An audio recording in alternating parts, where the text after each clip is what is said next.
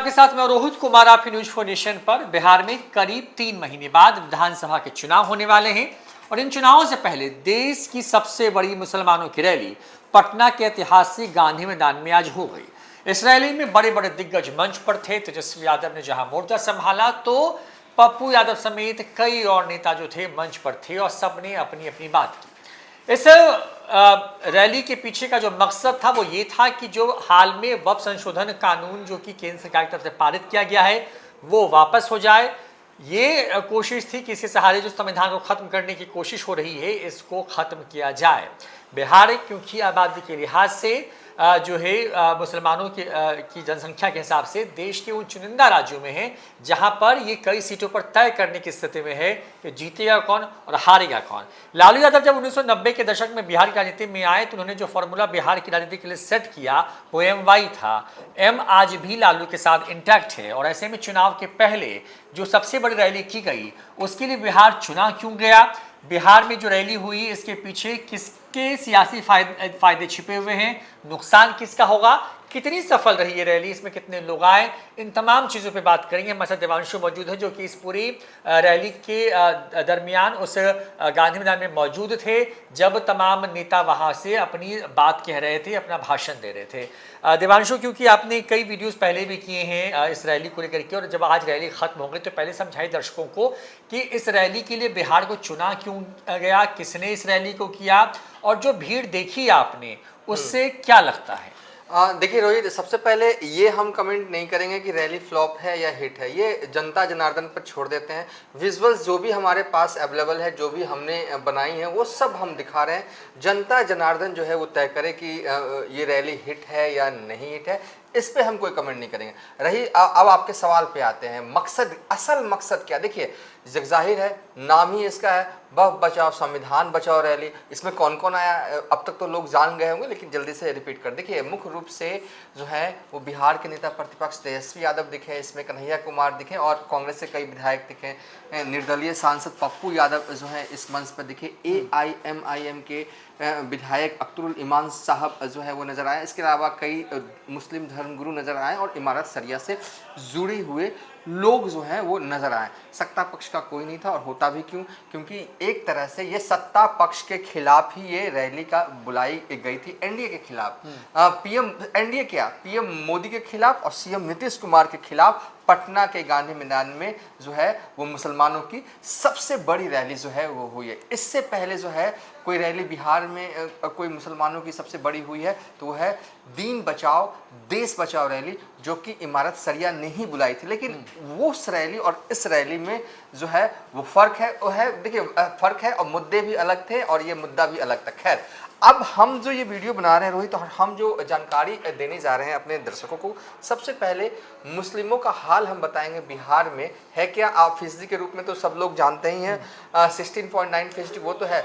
कितनी नुमाइंदगी है, नुमाइंदगी कहने का मतलब कि चुनाव है 3 महीने बाद, जो कुछ भी हो रहा है ना, भले ही मंच से कहा ना गया हो सीधे तौर पर, लेकिन मैसेज बिना कहे हुए जो डिलीवर होता है ना, वो सब चुनाव के मद्देनजर था। एक एक बातें, एक एक लाइन जो हो रहा था आज, उसका सीधा कनेक्शन जो है बिहार इलेक्शन 2025 रहा। रोहित, कैसे रहा हम ये बताएंगे, लेकिन सबसे पहले कुछ आंकड़े हैं रोहित जो कि हम देना चाहेंगे। देखिए मौजूदा वक्त में जो है वो पूरे जो है मुस्लिम विधायक जो हैं वो 19 हैं, ठीक है। 19 मुस्लिम विधायक बिहार में हैं। 2020 विधानसभा चुनाव में जेडीयू ने 11 मुस्लिम को चुनाव लड़वाया था, लेकिन एक भी विधायक जो हैं वो जीत कर नहीं आए थे। आरजेडी ने 17 मुस्लिम उम्मीदवार लड़वाया था जिसमें कि 8 जीते थे। कांग्रेस ने 10 मुस्लिम उम्मीदवार को चुनाव लड़वाया था, 4 जीते थे। माले ने 1 उम्मीदवार उतारा था और 1 जीते थे, वो बलरामपुर वाले, जो कि सबसे हाई मार्जिन से जो है वो जीते थे चुनाव। AIM से आरजेडी में आए हैं कुल 4 विधायक और बसपा से जेडीयू में आए हैं 1 विधायक और बच रह गए, क्योंकि देखिए 2020 चुनाव के बाद कुछ समीकरण बदले। वो समीकरण क्या बदले, AIM से जो है आरजेडी में आ गए 4 विधायक, बसपा से जेडीयू में आ गए वो 1 विधायक और बच गए AIM के 1 विधायक, तो कुल हो जाते हैं 19 विधायक, ठीक है। बिहार में इसमें जब से विधानसभा चुनाव हो रहा है ना रोहित, सबसे ज्यादा मुस्लिम विधायक 1985 में रहे हैं। 1985 में 34 मुस्लिम विधायक जो है वो बिहार विधानसभा में थे। हालांकि आप ये कह सकते हैं कि उस वक्त संख्या जो है वो 325 विधानसभा सीट थी, क्योंकि झारखंड जुड़ा हुआ था। हाँ, जुड़ा था। साल 2015 में बिहार में जो है वो 243 सीटें थी, तब 24 विधायक थे।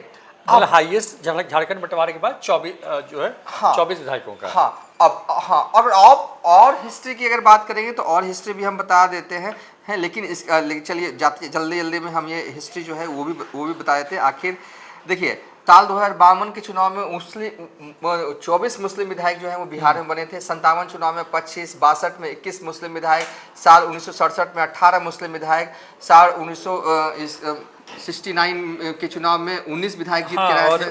उसके साथ साथ जो है 25 विधायक जीते 72 और 77 के चुनाव में। 1980 में मुस्लिम विधायकों की संख्या 28 हो गई, 85 में ये संख्या 34 पर गई, 1990 में जो है ये संख्या 20 पर आ गई जब लालू यादव बिहार में आए। उसके बाद 95 में 19 हो गई, उससे और कम गए। उसके बाद साल 2000 में जब एक बार फिर से लालू यादव की सरकार बिहार में आई तो उसमें ये संख्या बढ़ी और 29 जो मुस्लिम विधायक जीत करके आए। 2005 में नीतीश कुमार की, क्योंकि उसमें 2 बार चुनाव हुए, तो एक बार 16 विधायक बन करके आए, जीत करके आए, और यही संख्या रिपीट हुई दोबारा भी। और 2010 में ये संख्या 19 हुई जबकि नीतीश कुमार की सबसे बड़ी आंधी बिहार में चली और उस वक्त बिहार में सिर्फ 19 मुस्लिम विधायक जीत करके आए। 15 का फिगर जब लालू यादव और नीतीश कुमार एक साथ आए तो संख्या फिर से बढ़ी और यह आंकड़ा 24 पर पहुंचा। और जब अंतिम चुनाव बिहार में हुए 2020 के, उस चुनाव में सिर्फ जो है 19 मुस्लिम विधायक जो है बन करके आए। हाँ, और यही से सवाल का जन्म होता है कि 2025 में कितने मुस्लिम विधायक होंगे। ज्यादा तो तभी होंगे जब ज्यादा टिकट दिया जाएगा। देखिए आज जो दिखा ना रोहित, मतलब कि ये दबाव जो है महागठबंधन की तरफ से जो है महागठबंधन पर बनाया गया है कि आप जो है वो हमारी नुमाइंदगी जो आगामी चुनाव जो आप कह रहे हैं कि 3 महीने बाद होने, उसमें दीजिए, यानी कि ज़्यादा से ज़्यादा मुस्लिम उम्मीदवारों को जो है वो चुनाव लड़वाइए। ज़्यादा लड़वाइएगा तभी तो हमारी नुमाइंदगी जो है वो ज़्यादा हो गई। ये जो है ना, मुझे हिडन मकसद जो है वो मुझे इस रैली का लगा। भीड़ थी, इस पर हम ज़्यादा कमेंट नहीं करेंगे। बिल्कुल अगर कहूँ तो ये हिट या फ्लॉप कहिएगा तो मैं तो इसे हिट ही मानूंगा, लेकिन हो सकता है कुछ लोग मेरे इस बात से इत्तेफाक ना रखें, वो अलग बात है। लेकिन मुझे ये लगा, दिखा, मंच से हम थे, ये बिल्कुल ये रैली वक्फ कानून को वापस लेने की मांग को लेकर बुलाया गया था। लेकिन जिस तरीके से मंच पर जो तमाम जो नेताओं ने या धर्मगुरुओं ने जो भाषण दिया, देखिए सीधे तौर पर किसी ने कहा नहीं वहाँ पर, यह भी सही है कि हाँ हमें मुस्लिम नुमाइंदगी चाहिए, महागठबंधन ज़्यादा टिकट दे, ऐसा किसी ने कहा नहीं। लेकिन जो मजमून निकल के आ रहा था ना, वो यही आ रहा था कि आगामी बिहार विधानसभा चुनाव में मुस्लिम समाज के लोगों को ज़्यादा से ज़्यादा टिकट जो है वो दिया जाए। मांग उनकी ऐसे ही खाली नहीं है, क्योंकि उनकी आबादी वोट जो बिहार में है वो 16.9% है रोहित, जो आंकड़े जाते हैं। हाँ, वो थोड़ा बढ़ गए होंगे दिवांशु, 17 के आसपास मान के चलते हैं। 17 करीब। लेकिन जो आंकड़ा है, देखिए बिहार में जो दिवांशु, इसमें थोड़ा सा फिगर को और थोड़ा सा इसको थोड़ा बताते हैं कि मुस्लिम कितनी संख्या में बिहार में होंगे, तो उनके लिए मतलब जो जिसकी वो बात बिना कहने की कोशिश कर रहे हैं। दरअसल कि बिहार में कुल सीटें हैं 243, 17% के मुसलमान बिहार में मान लेते हैं हम, तो उसके हिसाब से बिहार में 40 से ज़्यादा विधायक होने चाहिए, जो कि आंकड़ा कभी नहीं छुआ गया बिहार में आज तक। लिहाजा वो चाहते हैं, क्योंकि अब 40 मुस्लिम विधायक होने का मतलब है कि आप वो लड़े 70-80 पे, तब तो 40 की संख्या आएगी। हाँ। और सीमांचल के इलाके में, कोसी का इलाका ले लीजिए, तो उस पूरे इलाके में तो वो तय करते हैं। लेकिन ऐसा नहीं कि बस वहीं तय करते हैं, नालंदा, नवादा, शेखपुरा, जहानाबाद, गया, ये वो इलाके हैं, भागलपुर, ये वो इलाके हैं जहाँ पर इनकी बड़ी संख्या है। और यहाँ इन सीटों पर ये तय करते हैं कि जीतेगा कौन और हारेगा कौन।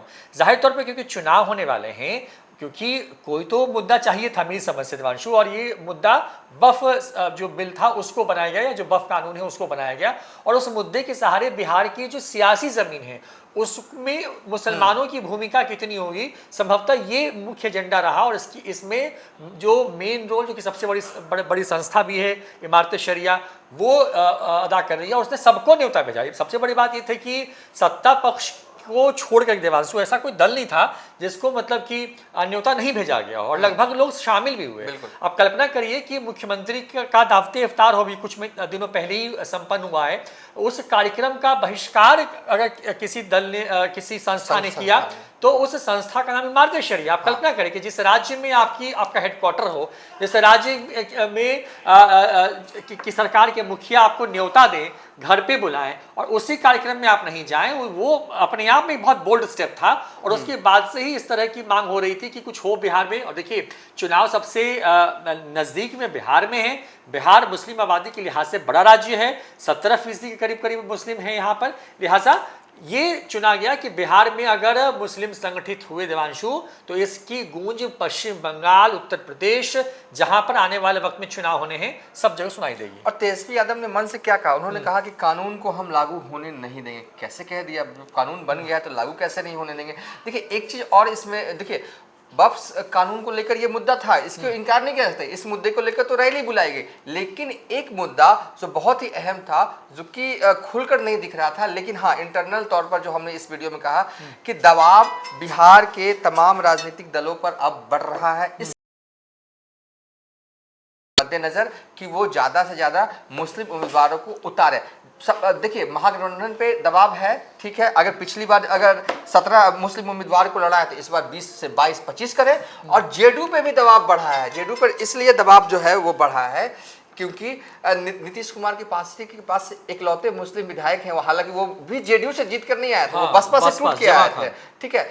तो वैसे में अब नीतीश कुमार की पार्टी पर भी दबाव बढ़ा है। इस भीड़ को देख के देखिए कहीं ना कहीं वक्फ कानून के बाद बिहार में ऐसा माहौल बनाया गया कि जो सत्ता पक्ष है वो मुसलमानों के खिलाफ है। और कहीं ना कहीं जेडीयू इस मैसेज को सर्कुलेट नहीं होने देगी चुनाव तक। कहीं ना कहीं अगर इस मैसेज को रोकना है तो जेडीयू को ज़्यादा से ज़्यादा मुस्लिम उम्मीदवारों को उतारना होगा। और कम से कम कुछ नहीं तो पिछली बार जो है जेडीयू ने जितने उम्मीदवार उतारे थे, पिछली बार रोहित जेडीयू ने 11 मुस्लिम उम्मीदवार उतारे थे, तो इस बार दबाव होगा कि कम से कम 15 मुस्लिम जो है वो कैंडिडेट को उतारा जाए। तो लब्बो लुबाब हमारा इस वीडियो में यही कहने का था रोहित कि ठीक है वक्फ कानून के विरोध में इस रैली को बुलाया गया, लेकिन ये रैली एनडीए के खिलाफ थी, सत्ता पक्ष के खिलाफ थी। और एक मैसेज जो कि नेताओं के जो वहाँ से मन से भाषण दिया गया उनके मुख से सीधे नहीं निकला, लेकिन हाँ ये साफ तौर पर दिखा कि एक मैसेज डिलीवर हुआ है मुसलमान समाज के लोगों के बीच में।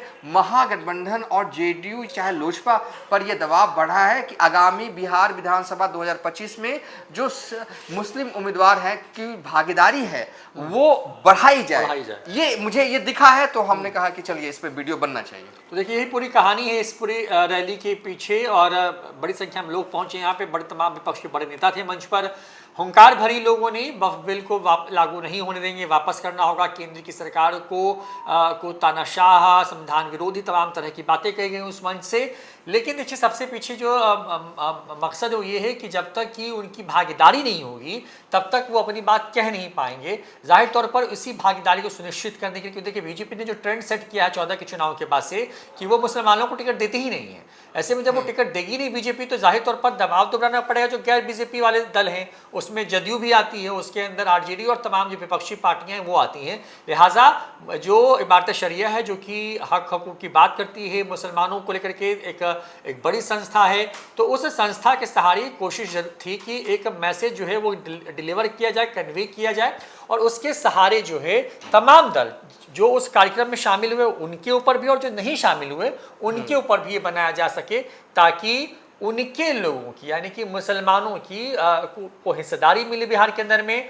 मैंने आंकड़े बताए आपको कि 243 विधायक होते हैं, 17% अगर आबादी है उनकी, तो उसके हिसाब से 40 से ज़्यादा विधायक उनके होने चाहिए। आंकड़ा सिर्फ 19 पे अटका हुआ है, यानी कि डबल दोगुना उनको करना है अपने आप को। तो उस तक जाने के लिए एक लंबी लड़ाई लड़नी है और उसकी लड़ाई का रास्ता जो है गांधी मैदान से निकल सकता है, ऐसा ये मान करके इन्होंने ये कार्यक्रम किया जो कि एक हद तक सफल कहा जा रहा है और इसका बड़ा मैसेज देश तक पहुंचा है। फिलहाल इतना ही, देखते हैं न्यूज़ फॉर नेशन। नमस्कार।